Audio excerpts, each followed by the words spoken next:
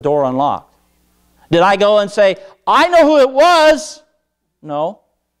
I just learned that this is how it is.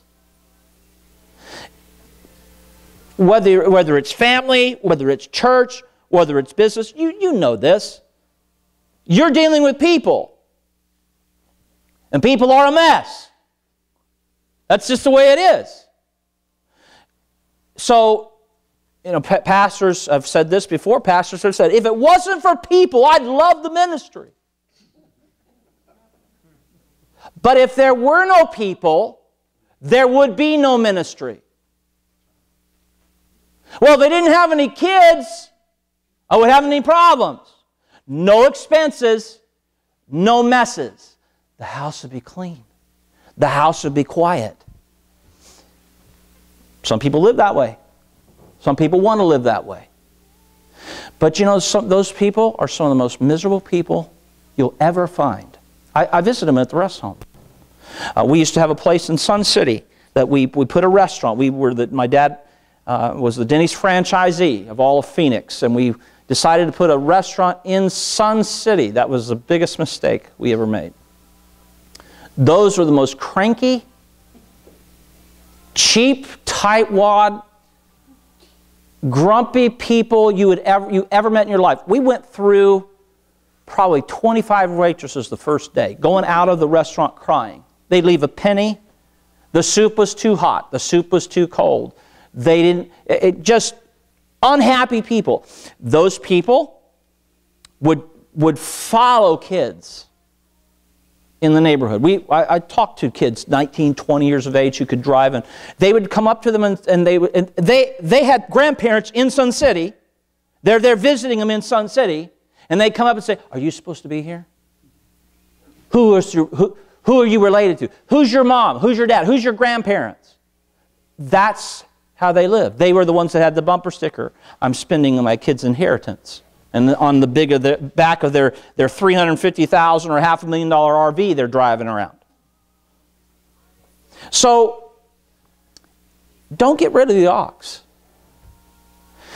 The sad thing is we live our lives and we don't really understand the value of what we have.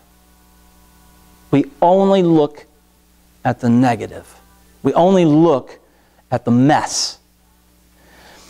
And kids start with messes right away. We hold them in diapers. They smell. And if you don't think that the crib of an oxen smells, so let's read the verse and get the visual. Where no oxen are, the crib is clean. Yeah. No smells. No stuff to shovel. No feed to pick up that they've knocked out of the trough. No grain on the ground. So if you have guests or you have visitors and you want to take them out and look in your barn and you want to look at the crib, you want to look at their trough, man, that's sure a nice trough. Boy, this is a beautiful barn. This is the cleanest barn I've ever seen. No animals. What's the point? Why have a barn? Why have a trough? There's no animals. There's nothing to mess the crib up. By the way, it's the same with kids. It's the same with church people. It's the same in a business. Well, if I just didn't have any employees, I wouldn't have any headaches. Yeah, but you probably would not be able to accomplish all that you're accomplishing. If you don't understand the laws of multiplication and duplication and the fact that the more as you grow a business and as you grow a ministry and as you grow a family, that the more that you have, the more you can do for God. So understand the mess.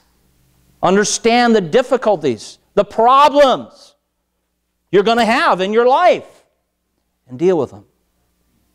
But be thankful for what you have.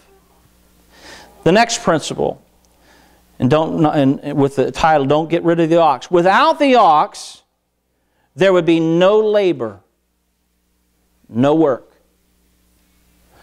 Wow, I can rest easy, but how are you going to feed yourself? How are you going to eat? We live in a generation that thinks that milk comes out of a carton. They don't understand that cows produce it. They think broccoli's in a bag. They don't understand that it grows in a field, and the farmer had to work and toil and do all kinds of labor, and sometimes 6 months, sometimes a year, depending on whatever they're growing. And that if they didn't water it, they weren't up 2, 3 o'clock in the morning, and they weren't irrigating, and they weren't out there with tractors and plowing, and they weren't out there with horses or oxen and doing all the things that needed to be done, there wouldn't be a harvest. There would be nothing. Hey, but there's no labor. I don't have to worry. I can just sleep all day. Yeah, the Bible talks about those that sleep. A little sleep, a little slumber, a little folding of the hands asleep. So shall thy poverty come as one that traveleth, and thy want as an armed man. Somebody who robs. Why do they steal? Why do they rob banks? They don't work, and they don't have any money, and so they take other people's money. Sounds like the government.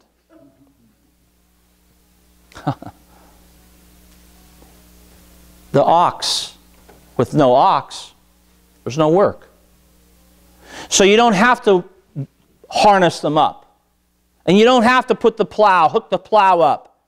And you don't have to struggle with them and walk up and down the rows that they're plowing and do all that hard work. And you know, farm life, if you didn't grow up on a farm, some of the hardest work you'll ever do in your life is on a farm.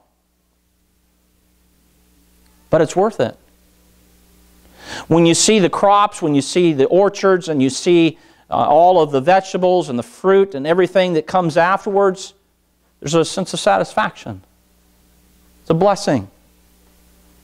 And the Bible talks about how that it's important for us to work. The Bible says if a man doesn't work, he shouldn't eat. That's the Bible.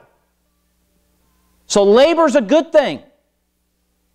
A lot of people today are trying to figure out how they can get out of work. You got so many people on welfare and so many people that they just given up.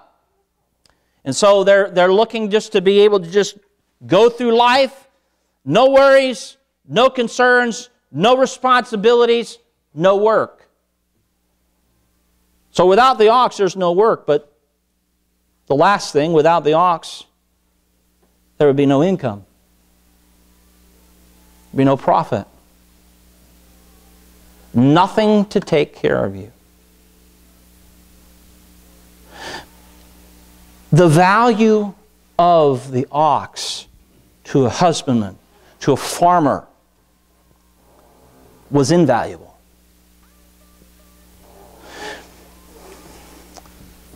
Your ox can represent all kinds of things. In a church, it's the laborers. Not just the pastor, it's the congregation.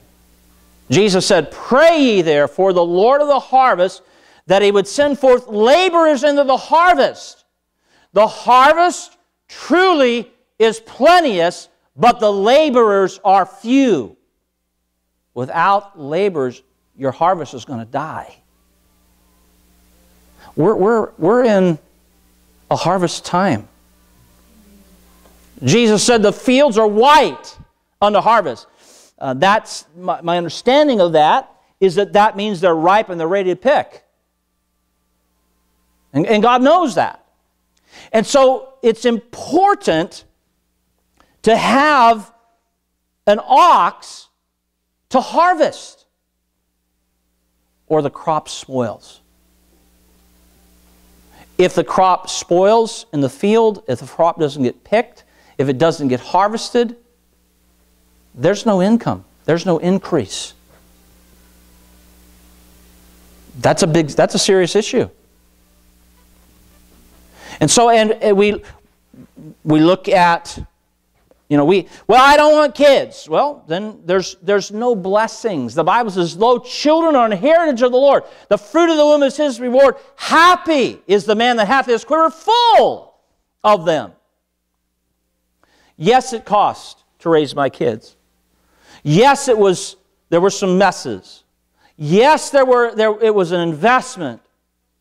But I look at them now, and I look at our grandkids now, I wouldn't trade a day for all that we put into them. All the time and the effort and the energy. It was all worth it. We're clipping coupons now at this point in our life. And those of you, you hear all this stuff from people. Don't throw out the ox. Don't get rid of the ox. Your livelihood, your joy, God's blessing is not going to be there if you get rid of the ox. Yeah, at work, you got people that you've hired to do stuff, or you got people that are underneath you. Maybe they don't do everything just like you would do, but they're helping you to get it done quicker. Work with them. Deal with their messes. Deal with the problems. Maybe it costs you a little more, but ultimately you can do more. Understand that they can do a lot of work. More people can do more than one. And then understand the increase in the profit that can occur by keeping the ox. Do you really want to have a clean crib? Do you really think that's real life? Do you really want to go in and say, I'm so glad this is clean? When our kids were home, the house was never clean. We had cleaning blitzes. When we knew people were coming over, for 5 minutes or 15 minutes, we'd say, "Cleaning blitz!" Brian's smiling because he remembers them. And he remembers because he was in elementary school when we started out doing this. And so the rule was anything that was visible that people could see was gone. Took it to a room, put it in the closet, put it underneath the carpet. We didn't care. We don't want to see it, and we would do it for 5 minutes, 10 minutes, 15 minutes, and the house would look pristine.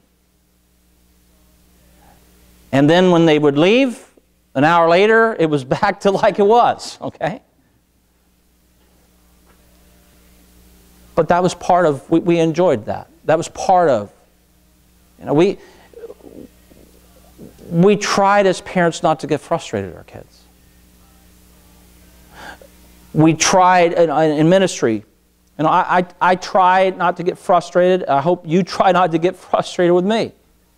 We're all human. And every one of us, we are going to make a mess. We are. That's who we are. Because we're human beings and we're sinful and we're fallible. We all are going to cost. The more people that we have, the more cost. The more electric. Well, if we cut services back, then we could cut the expense. Wouldn't have to run the lights so much. Yeah, but is that what we want? Are we going to worry about a buck? Are we going to worry about $1? What about reaching the world? What about missions? What are we doing if we're not willing to pay a cost? If we're not willing to put up with issues and problems? What if we're not willing to labor and we don't care about increase? What are we doing then? We're missing out on God's greatest blessings. We could get rid of a husband. We could get rid of a wife. There goes all our headaches, ladies. Guys, we're mostly the problem. But look at the good. As your spouse, when you look at your spouse, look at the good. With your kids, look at the good.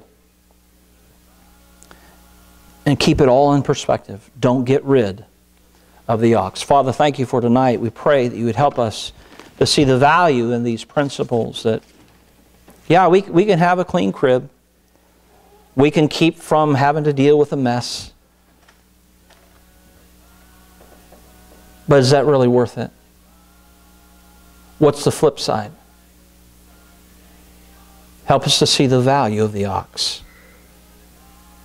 Help us to have patience. Help us to have endurance. Help us to have grace in every area of our life, whether it's business or church or home or school.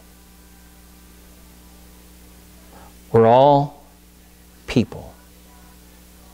And were it not for grace, we'd all be worthless and something to just toss aside. I'm glad when you looked down from heaven and you saw